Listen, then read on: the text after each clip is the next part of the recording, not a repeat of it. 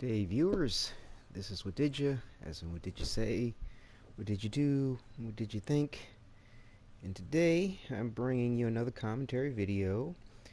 This is pretty much sort of like, the second in a series of commentary videos about Spacelords here. The first was my overall impression of the game, and now I want to try to focus more specifically on a few points that um, to me are very noteworthy. This second video here is titled "It's a Game of Chances," and because that is my take home with this game and its reward system, its elements of just even progressing or you're just playing. Period, from start to finish, it's constantly an element of chance and odds as to what you will or will not do or accomplish at any given point in time. Um, I'd say, the first place I could probably start with in regard to it being a game of chances, um, you know, when you go to start a match, uh, you can start a match as a raider. Um, as you can see here, it says you can search for a game as a raider, or you can search for a game as an antagonist. You can do it as the quick player. You can go to the adventure here and then individually select each one. But the point being is that if you start the game as a raider, or play the game as a raider rather, you only have a chance of 1 in 4, and sometimes even less, to choose your character that you might want. The thing is that you can only have one of each character play as a raider as long as that character is not pertinent to a mission. So, like, you could actually play one of these missions. I believe it's this one here, a low blow, and Lycus Dion is a central character in that mission, and you cannot choose him as a raider to play that mission.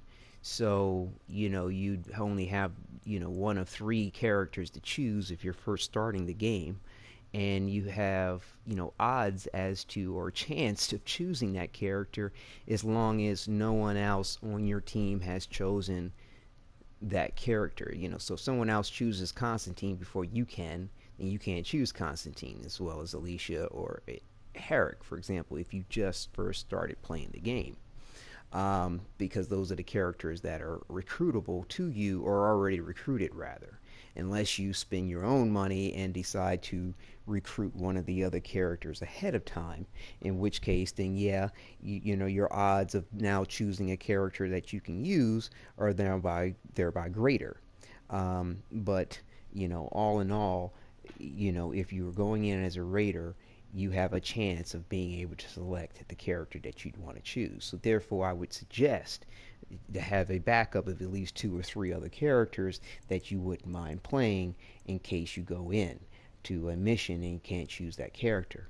And that comes into play again with your chances of getting a blueprint, for example. Like, various different characters. As you can see, there's no blueprint for this character here. It's a basic blueprint required. This one here is an advanced blueprint, or a basic blueprint. It's gold. Um, and then here's another one. So, bottom line is that if I wanted to get this blueprint for this character, I would, my odds and my chances, this game of chance that this is with Spacelords, begins immediately. As soon as I'm match made into a mission, I have, it would behoove me to kind of memorize when you start a mission. I'll show you this through solo. Um, so say I decide to go ahead and start this mission that I mentioned earlier. And this is solo, of course, but bottom line, you'd have 3 other characters here, other players, and a regular public match, which is peer to peer, like you, and that's a game of chance too, as to who's going to be, host for your mission. In that too, in regard to your connectivity, that's another element where a game of chance appears with this here. Um, but so if you want, like I said, if you wanted to choose, oh my bad here. Well, I guess Anaquina is the character that is you can't choose for this one in a low below. I must have got my missions mixed up, but you get my point. Certain missions have certain characters where you cannot choose them because they're pertinent to the storyline. And so therefore, when you go in here, you've got odds as to whether or not somebody's going to have their cursor over this character, because you're, like I said, we're trying to get Alicia's weapon, for example, or blueprint, if that was available for a reward. And so you need to be quick on the gun to, or quick on the button to select this character if that's who you wanted to choose to play this mission with and get the blueprint. And there's chances that somebody might decide to want to have that character too, and so you'd be out of luck.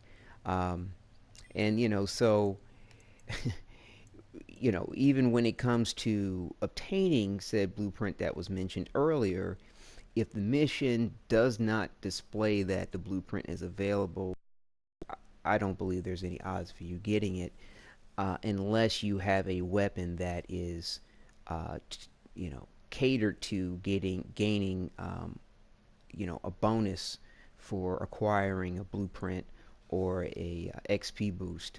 Um, but I've never heard of that. I'm not even quite clear if it would even really work for a mission that does not have that element, that blueprint, for example, or that XP boost as a reward. And I'll show you what I'm talking about. So see how this mission here has a blueprint for a reward. If it doesn't have that, like this mission doesn't have that, even if you have a weapon, for example, that is catered to, um, what they call treasure hunter, the probability of blueprints and XP boosts being given out at the end of mission increases by 5%. Look at the wording to that. That really means if the blueprint is available for the mission, like it is here, in which case you can spec out the weapon to give you a greater percentage or chance for acquiring treasure. You see, you could also do that for other elements too.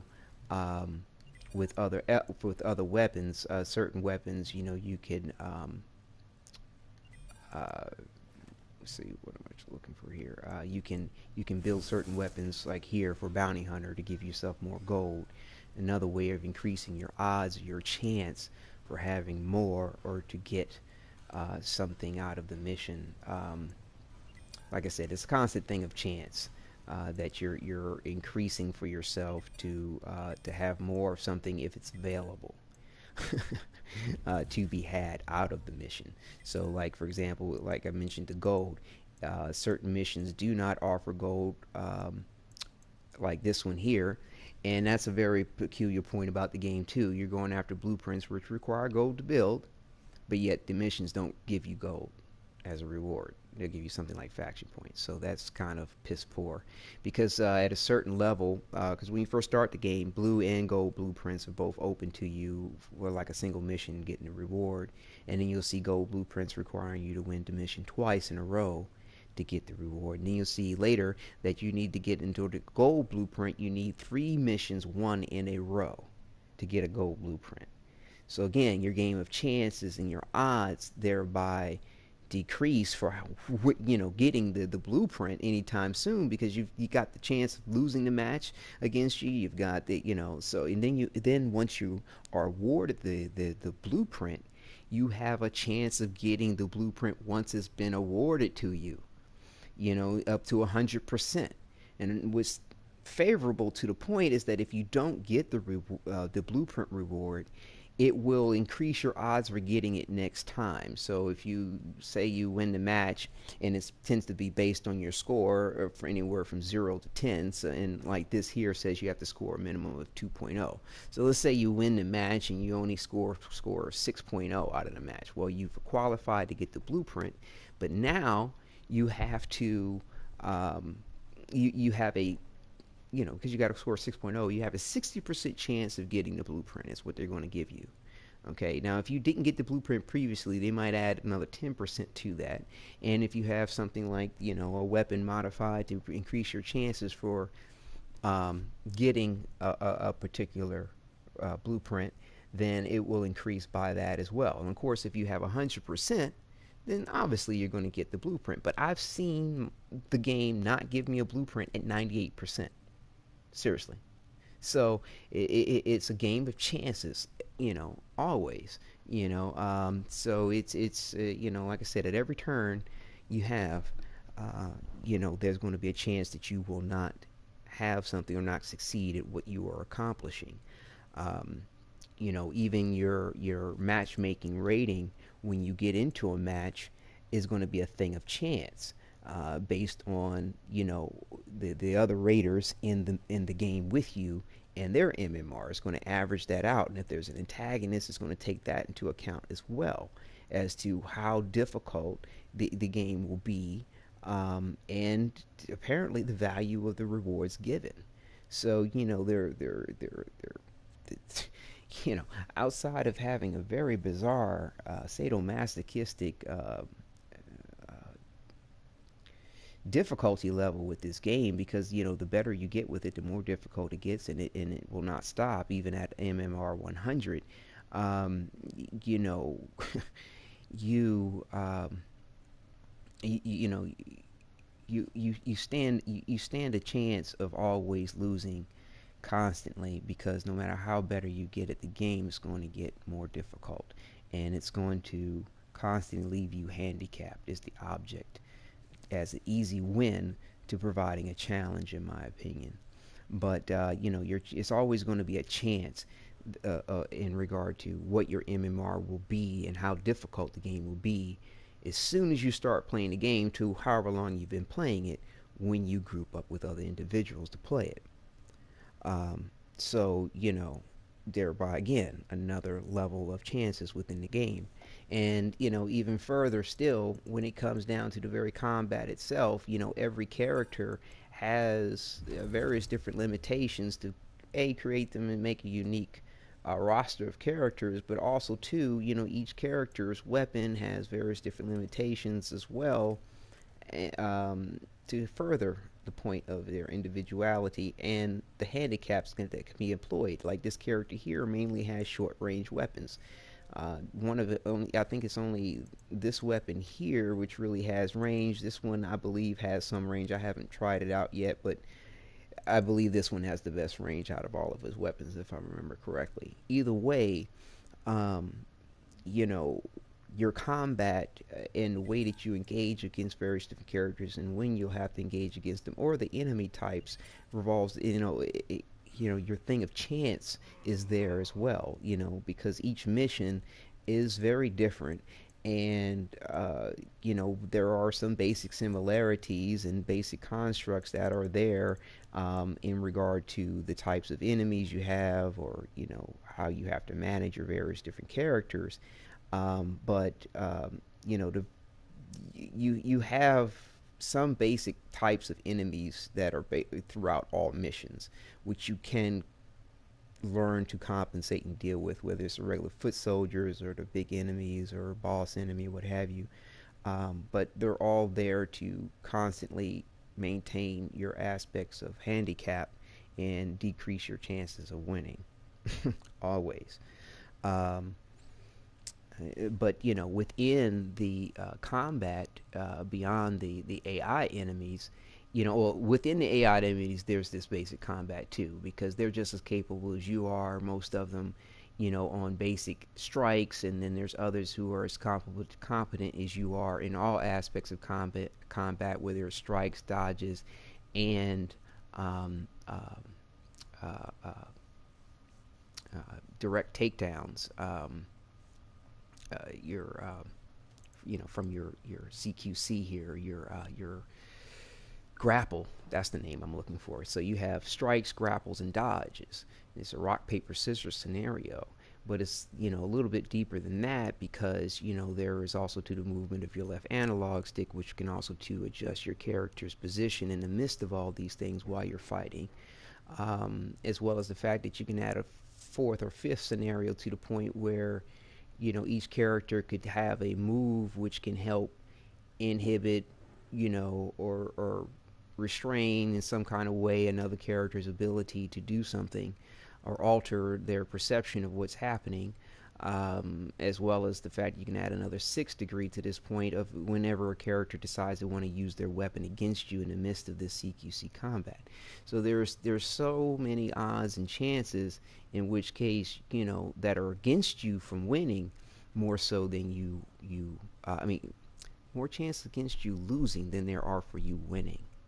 So, being a game of chances, you need to take care on, not having an inflated ego, in my opinion, regardless of what level you are or what level that your enemy is, whether, it's another player or the AI, because, you're dealing with odds and chances of, what will be employed, when it will be employed, the aspect of other enemies or attacking you from a distance in the midst of say a CQC situation. I mean, the list goes on, but it's a constant game of chances that are more against you than for you, and it's better to play to your weaknesses to enhance whatever potential strengths you have. um, but final thing I could say on this game of chance here is that within trying to improve your strengths, you can select from these cards here, like I said earlier, um, various different perks and attributes. But again, it's always a thing of chance. You can lock in certain cards, of course, which can help maintain a particular card you made. But the thing is that it's then going to limit your chances for getting some other card that you might want. Like for me, I'm looking to try to get this Lone Vigilante card for this character Herrick. And so, yeah, I have enough to go ahead and roll for it, so I'll shuffle. But again, you can get any combination of these cards, um, revealing any aspect of these percentile bonuses on top of it, as well as the rare versus the non-rare cards. Um, so it's constantly a thing of chance, and then you also too need to respect your equilibrium. And I would highly advise before rolling, never assuming whether or not a card has a particular alignment or not, because you could easily waste your affinity points and roll for the wrong, uh, you know, affinity and get different wrong card or not the card at all, of course. So yeah, like I said, take care, respect the fact that from start to finish and within every aspect of the game, it's a game of chances, and realize that going after various different blueprints in these missions, realize because it's such a game of chance from start to finish, especially when you deal with trying to go after rare or gold blueprints, uh, and you have to win a match 3 times in a row. My best suggestion is when you go after these blueprints, just go after the blueprints once if you possibly can. You'll always start out with a beginning weapon, for each character. And if you can be frugal and hold out for that weapon, until you get to Forge skill 20, you'll probably be in the best situation you could be. And during that time of leveling from basically 0 to 199 to open that up, um, it's a grind, mind you, but you will save yourself so much time, so much effort, so much frustration by not um, going after these blueprints more than once. If so once you get them, go after the next one and realize that your odds, you cannot select which blueprint you go after. So again, on the on the iteration of the blueprint point, you can't select which blueprint they're going to give you. You just have a chance of if you go in for say a blueprint that's blue right here, or advanced or basic blueprint.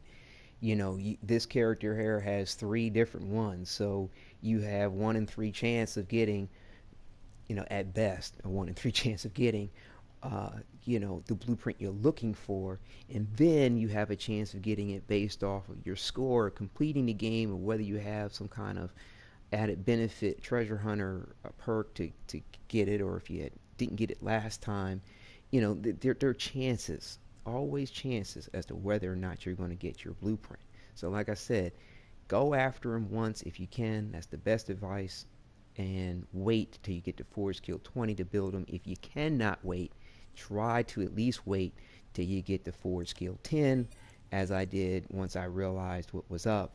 And really, the better one to wait for is Force Skill 12, because you just kind of round out your points a little bit better for the slots you get to fill in when you build when you upgrade a weapon. Excuse me. So so you'll be able to fulfill, say, both of these slots here, I believe, at rank 12, I believe, or skills Force Skill 12. But either who, like I said, it's best to wait till 20. And if you can't wait till 20, wait till 10 or 12, even better. If you have to stop somewhere in the midpoint because you want to try out a weapon that a character has, and that's your appeal to the point of even having it or even playing it, I can respect that.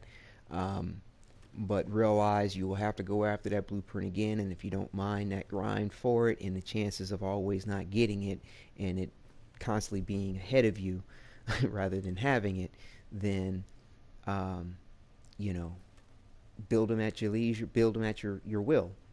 Just realize that it's a game of chances, and so just try to decrease. I would advise decrease your odds of always having to go increase.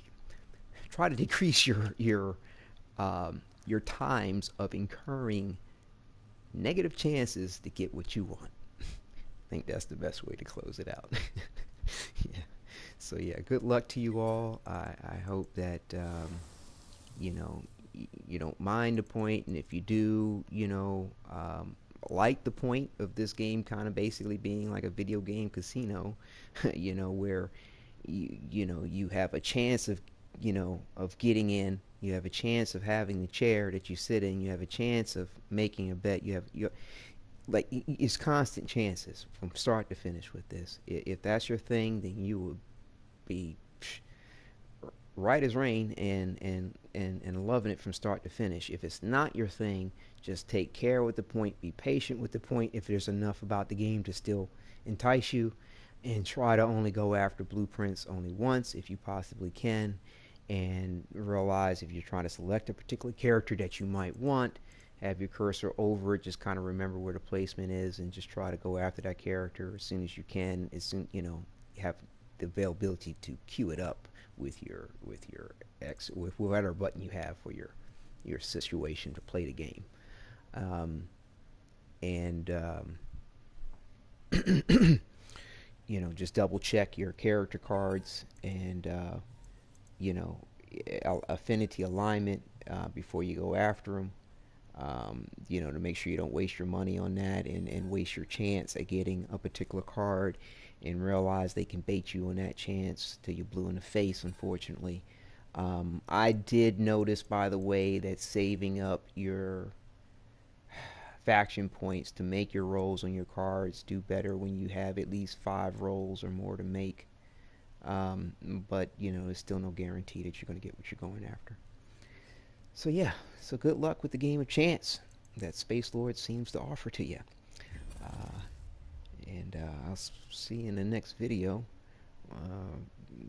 And I believe what we'll try to cover in that one will be progression. So yeah, take care and enjoy.